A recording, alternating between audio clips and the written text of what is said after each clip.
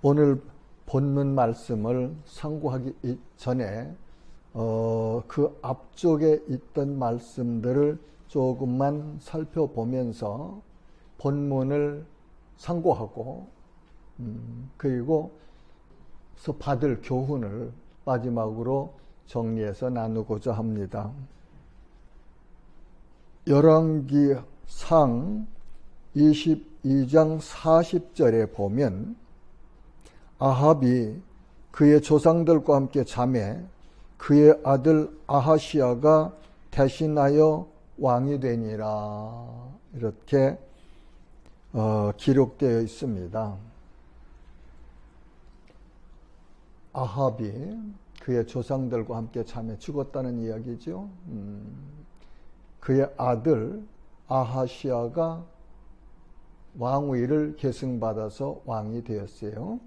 그 아합이 이제까지 살펴본 바에 의하면 참 하나님 앞에서 많은 범죄를 했던 그런 악한 왕으로 우리가 살펴봤는데, 그가 마지막에 하나님 앞에 받은 긍휼하심, 은혜 사건이 아직 우리가 살펴보지 못한 그런 내용이 있습니다.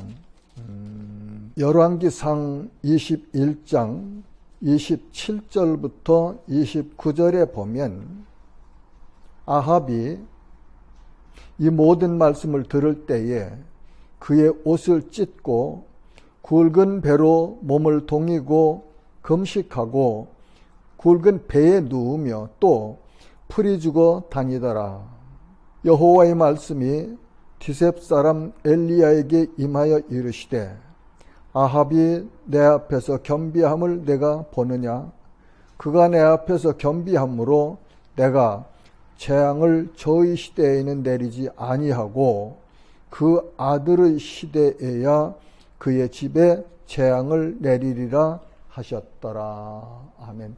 엘리야를 통해서 하나님의 말씀이 아합에게 전달되었어요. 그렇죠? 그 말을 들은 아합이 이렇게 마음을 찢고 하나님 앞에서 겸비함을 보였다, 그런 내용이죠. 그러니까 하나님께서 기뻐하시면서 엘리야에게, 야 엘리야야, 너 아합이 지금 하고 있는 그 행동을 보느냐, 그러시면서 말씀하시기를 내가 말한 그 재앙을 아합 때에는 내리지 않고 아들 때에 가서 내리리라, 그런 말씀을 하신 내용이죠. 그러니까 이 말씀을 보면은 인간이, 사람이 어떻게 살았든지 하나님의 말씀을 듣고 그 말씀에 찔림을 받고 깨우침을 받고 돌아서서 자기 자신의 잘못된 것을 인정하고 하나님 앞에서 은혜를 구하면 하나님이 이렇게 마음을 돌리시는 그런 하나님이다 하는 것을 우리가 이 말씀을 통해서 알 수 있죠. 또 한 케이스는 솔로몬이 그렇게 말년에 하나님 앞에서 범죄했습니다. 그런데 하나님께서 그 솔로몬의 아버지 다윗을 생각해서 솔로몬 때에는 징계하지 아니하고 아들 때에 하리라 하셨던 말씀을 우리는 알지요. 그러면서 이 말씀을 이렇게 보면 예수님께서 길 가실 때에 날 때부터 소경된 맹인을 한 사람을 고쳐주셨잖아요. 그러니까 제자들이 묻습니다. 이 사람이 누구의 죄 때문에 이렇게 됐습니까? 그런 걸 보면, 물었던 걸 보면 구약시대에는 이렇게 하나님의 말씀이 자기 왕들이나 자기 백성들이 잘못했을 때 너 그렇게 하면 안 된다, 너 그렇게 하지 말고 고쳐라. 그런데 그 말씀을 받고도 고치지 않았을 경우에는, 또 고쳤을 경우에는 이렇게 그 벌의 차이가 났었던 것 같아요. 그렇죠? 그러니까 아버지가 잘못해서 아들이 벌을 받기도 하는 그런 구약 기사가 있으니까 예수님의 제자들이 예수님께 그렇게 물었지 않았을까 그런 생각을 본문을 보면서 구약을 이렇게 연구하면서 생각하게 되지요. 자, 하나님은 악인이 회개하여 용서받는 것을 기뻐하십니다.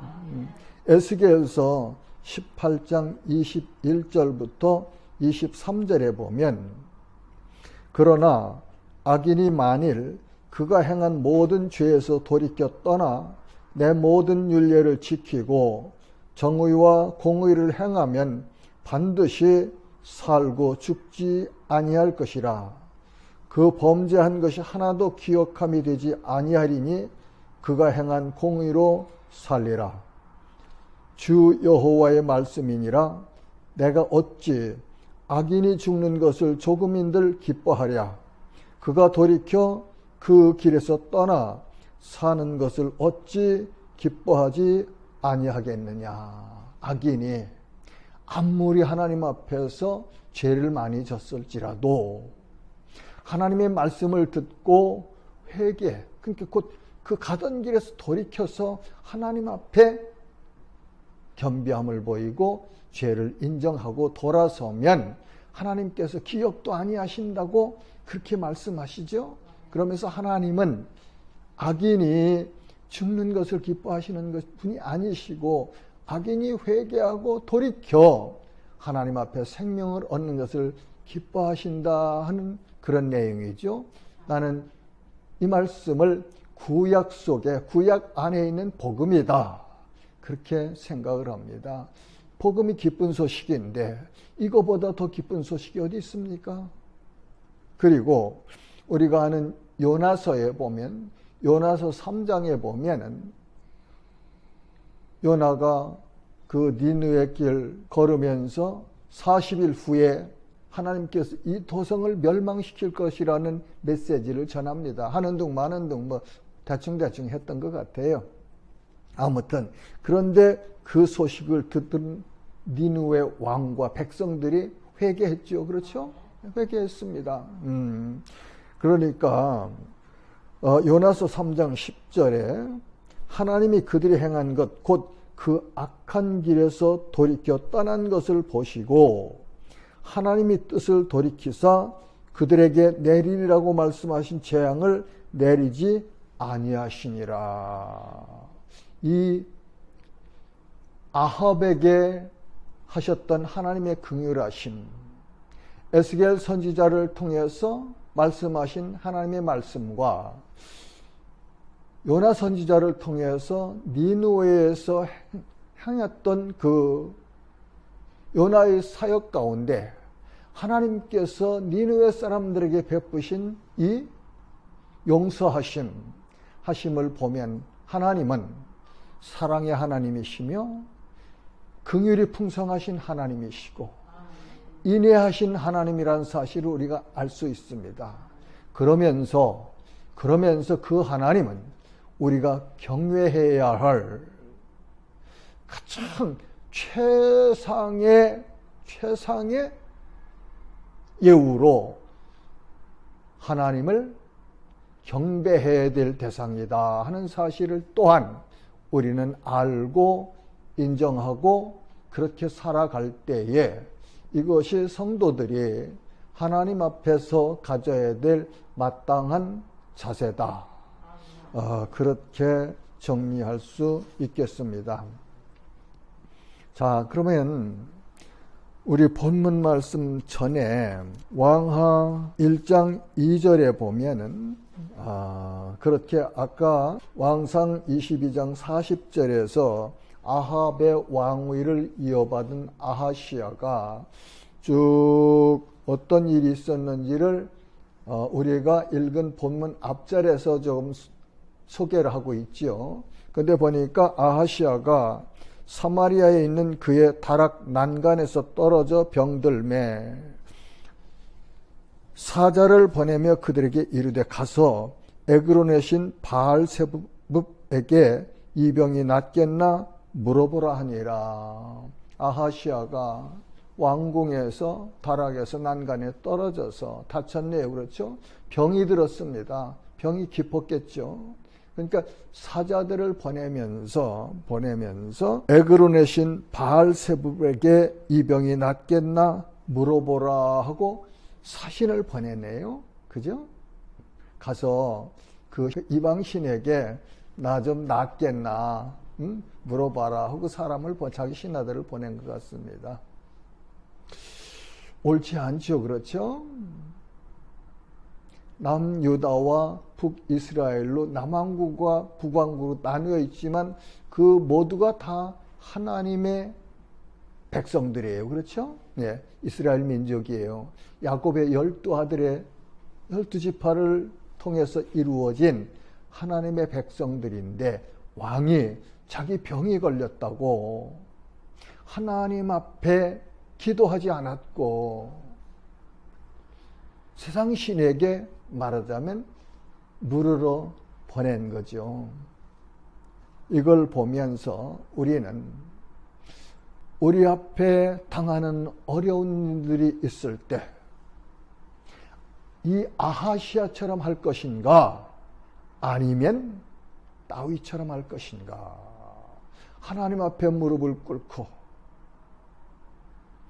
내 잘못한 것을 깨우쳐 주십시오 하면서 잘못한 것이 있으면 인정하고 하나님 앞에 용서를 구하면서 하나님 나 이 병에서 좀 고쳐주십시오 하고 하나님 앞에 무릎을 꿇어야 될 사람이 그렇게 하지 아니하고 이방신에게 세상 사람들이 믿는 그런 그 사신에게 가서 나 이 병에서 낫겠나 좀 가서 알아보고 와라 그렇게 한 행동을 보면서 우리 성도들이 이 땅 살아가면서 어려운 일 당할 때 어떻게 살아야 할지를 여기서 배워야 할 것 같습니다. 자, 그렇게 왕이 그러니까 3절에 보면 여호와의 사자가 디셉 사람 엘리야에게 이르되 너는 일어나 올라가서 사마리아 왕의 사자를 만나 그에게 이르기를 이스라엘에 하나님이 없어서 너희가 에그론의 신 바알세불에게 물으러 가느냐. 하나님의 사자가 하나님의 그러니까 천사죠. 하나님이 보내신 메신저가 와서 엘리야에게 주시는 말씀이에요. 너 일어나 올라가서 저 지금 아하시아가 보낸 그 사신들 만나라. 만나서 이스라엘에 하나님이 없어서 너희가 이방 신에게 이렇게 물으러 가느냐 하고 말해라. 그렇게 말씀하시면서 4절에 보면 그러므로 여호와의 말씀이 내가 올라간 침상에서 내려오지 못할지라 내가 반드시 죽으리라 하셨다 하라. 엘리야가 이에 가니라. 하나님의 사자가 엘리야에게 이렇게 말씀을 하시니까 하나님의 뜻을 전달해 주시니까 엘리야가 곧바로 그 말씀에 순종해서 가네요. 가서 그 아하시아 왕의 사자들을 만나서 하나님이 전해주신 하나님께 주신 그 말씀을 사자들에게 전했죠. 그렇죠? 그러니까 이 말씀을 들은 사자들이 가던 길을 돌이켜서 왕에게 갔습니다. 그러니까 왕이야 왜 안 가고 돌아왔느냐? 중간에서 이런 사람이 나와서 그렇게 말했어요. 이스라엘에 하나님이 없어서 너희가 에그론의 신 바알세불에게 이 일을 물으러 가느냐고 그러시면서 그분이 말하기를 하나님께서 너 아하시아가 올라간 그 침상에서 내려오지 못하고 죽을 것이다. 그렇게 전하라고 해서 왔습니다. 이제 왕에게 그렇게 자기들 있었던 일을 낱낱이 설명해 줬겠죠. 그러니까 야, 그 사람이 어떻게 생긴 사람이대? 그러니까 8절에 보니까 그는 털이 많은 사람인데 허리에 가죽띠를 띠었더이다 하니 왕이 이르되 그는 디셉 사람 엘리야로다. 왕이 자기 아버지 살아 있을 때 그 디셉 사람 엘리야, 하나님의 여호와의 선지자가 그 행했던 이적들을 듣고 보았을 거 아니에요. 그러니까 어떻게 했느냐면 본문에 기록된 내용이 나오지요. 9절에 보니까 이에 50부장과 그의 군사 50명을 엘리야에게로 보내매 그가 엘리야에게로 올라가 본즉 산 꼭대기에 앉아 있는지라 그가 엘리야에게 이르되 하나님의 사람이여 왕의 말씀이 내려오라 하셨나이다. 50부장 왕의 군사 중에 50명을 통솔하는 장교였지요. 장교. 그래서 자기가 통솔하는 50 군사를 데리고 갑니다. 가서 엘리야에게 가서 하나님의 사람이여 왕이 내려오라고 하셨습니다. 그러고 목소리가 컸나 보죠. 그렇게 왕이 이른 말을 전해죠. 전하니까 엘리야가 그 50부장의 말에 응답을 하는데 10절에 보니까 엘리야가 50부장에게 대답하여 이르되 내가 만일 하나님의 사람이면 불이 하늘에서 내려와 너와 너의 50명을 살을지로다 하매 불이 곧 하늘에서 내려와 그와 그의 군사 50명을 살랐더라. 50부장이 엘리야를 향해서 엘리야여 왕이 산에서 내려오라고 했습니다 하는 전달을 했는데 엘리야가 그렇게 말하죠. 내가 만일 하나님의 사람이면 불이 하늘에서 내려와서 너와 내 군사 50명을 불러 사르리라. 그랬더니 불이 곧 하늘에서 내려와 그와 그의 군사 50명을 살랐더라. 이 열왕기 상에서부터 시작된 열왕기 하, 이제 다음번에 살펴볼 엘리야의 승천 이전에 엘리야가 이 땅에 살아있으면서 한 마지막 사역입니다.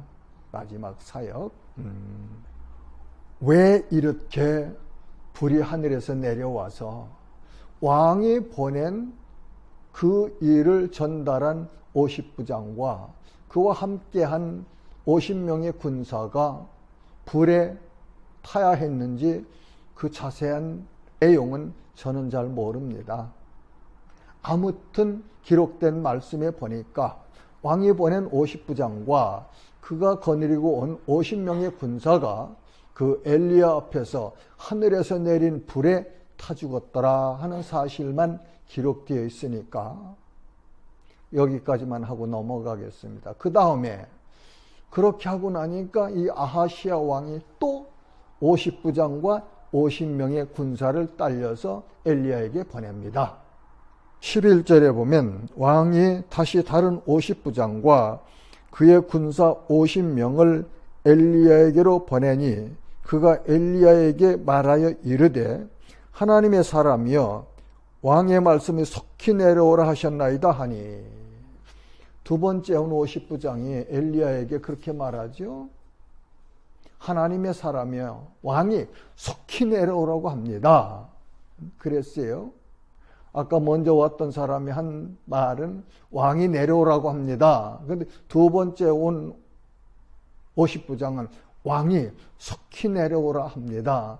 아마 이 첫 번째 왔던 50부장과 두 번째 왔던 50부장이 마음과 그들의 행동이 거의 동일하지 않았을까 저는 그렇게 말씀을 보며 생각을 해요. 그런데 12절에 보니까 엘리야가 그들에게 대답하여 이르되 내가 만일 하나님의 사람이면 불이 하늘에서 내려와 너와 너희 50명을 살을지로다 하매 동일한 대답을 하죠. 그런데 그렇게 말을 했는데 밑으로 보니까 하나님의 불이 곧 하늘에서 내려와 그와 그의 군사 50명을 살랐더라.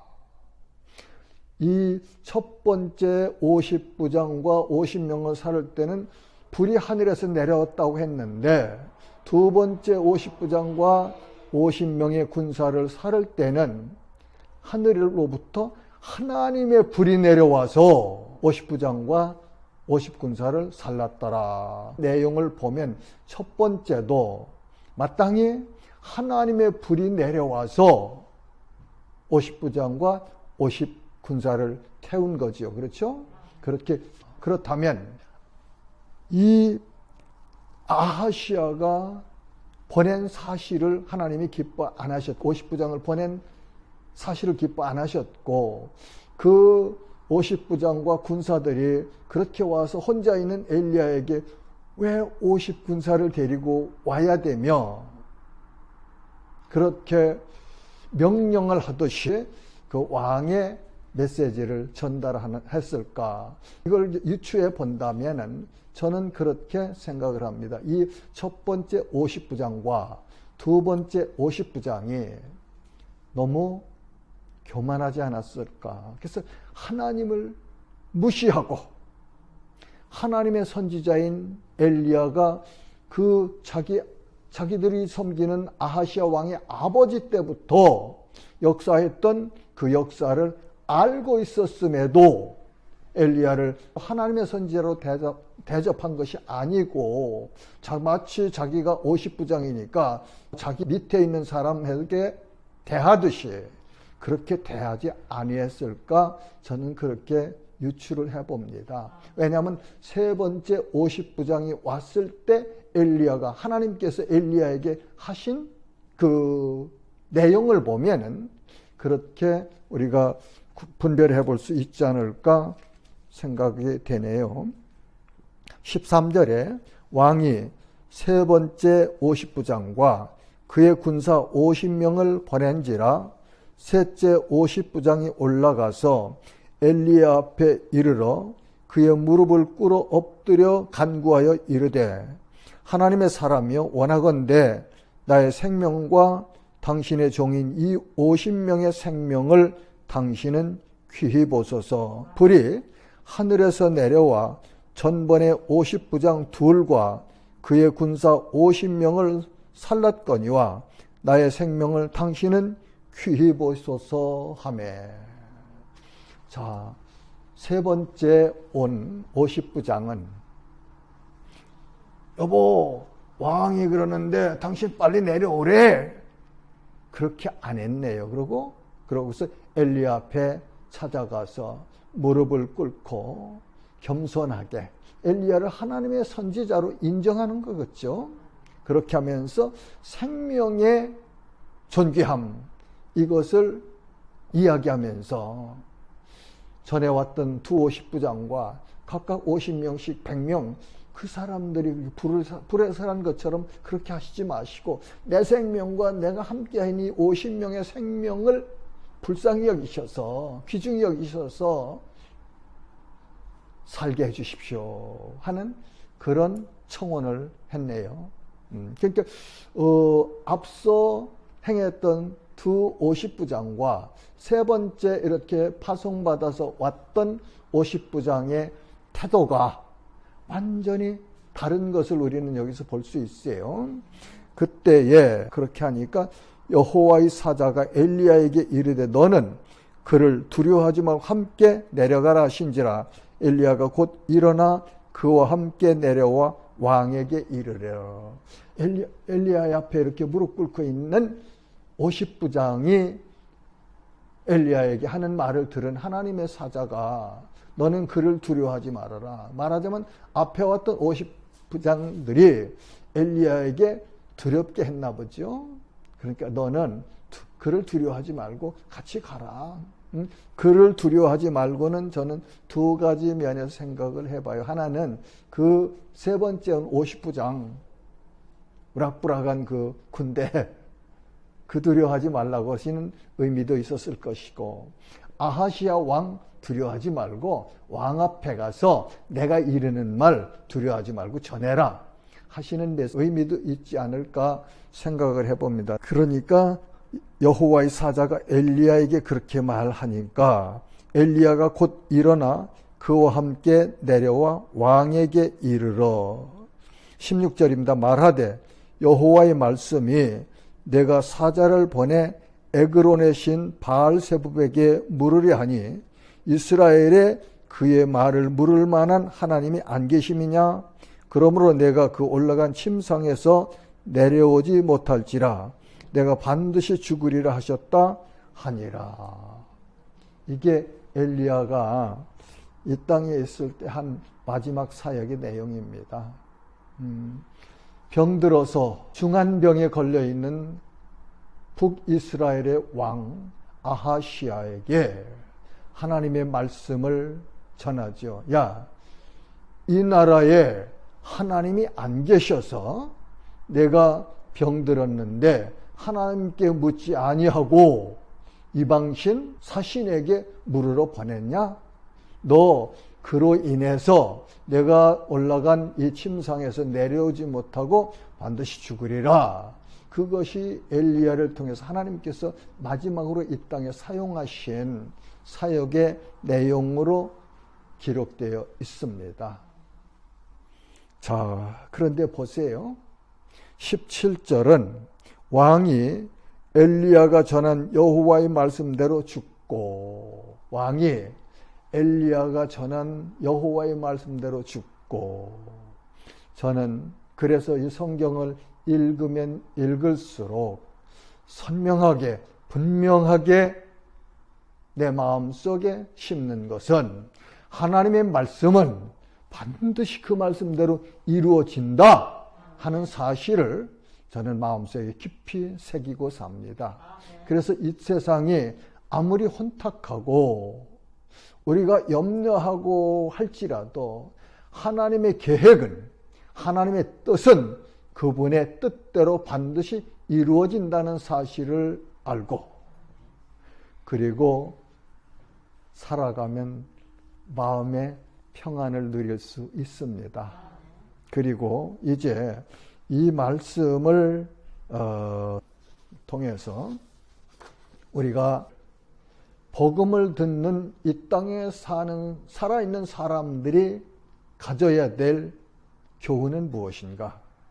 말하자면 아까 에스겔서나 요나서나 열왕기 상에서 하나님께서 아합이 회개하고 그렇게 겸비함을 보면서 징계하려고 하셨던 그 뜻을 돌이키시고 아들대로 유보하신 거죠. 물려신 거죠. 그렇죠?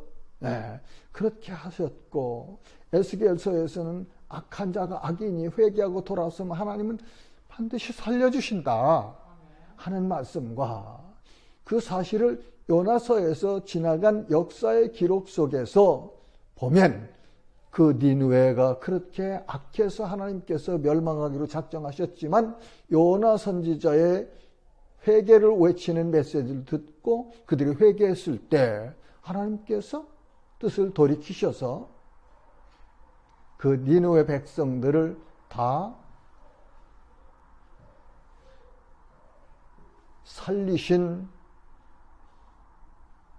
이 역사를 보면서 오늘 이 땅에 있는 예수 그리스도를 믿지 않는 사람들이 예수를 주님으로 믿으면 구원받는다는 이 기쁜 소식을 들었을 때 자기가 죄인이라는 사실을 인정하고 돌이켜서 하나님 앞에 무릎 꿇고 나오면 하나님께서 이전에 행한 어떤 죄악도 기억도 아니하시고 사해 주신다는 이 엄청난 은혜의 말씀을, 메시지를 듣고 회개하고 복음을 받아들이면 얼마나 좋을까 하는 생각을, 이 말씀을 묵상하면서 내내 저는 그 생각을 했습니다.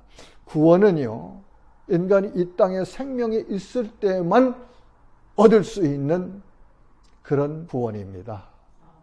생명이 끊어지고 나면은 다시는 회개할 수도 없고, 다시는 복음을 들을 수도 없고, 다시는 하나님께 용서받을 수 있는 길이 없어요. 오늘 저녁에 하나님께서 부르신다면 우리 갈 수밖에 없는 거죠. 그러니까 이 구원은 이 땅에 생명이 존재하는 그 시간만 가능하다는 사실을 우리는 알고 깨닫고 인정해야 돼요. 그래서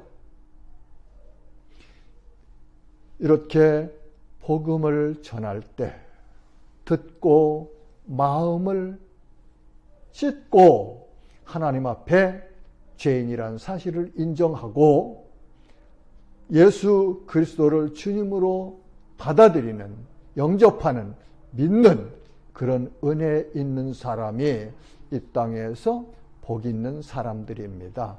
사랑하는 성도 여러분, 이 복된 소식을, 이 기쁜 소식을 우리는 이웃들에게 전해야 될 그런 책임이 있습니다. 그런 사명이 있습니다. 누가? 구원받은 우리 모두가 우리의 이웃에게, 가족에게, 친구들에게, 친척들에게 내가 받은 구원의 복음을, 내가 받은 구원, 얻은 영생, 하나님의 자녀가 된 이 특별한 복을 우리들 이웃에게 전해야 합니다. 그 일에 깨어있는 우리 모두 되시기를 주님의 이름으로 축복합니다.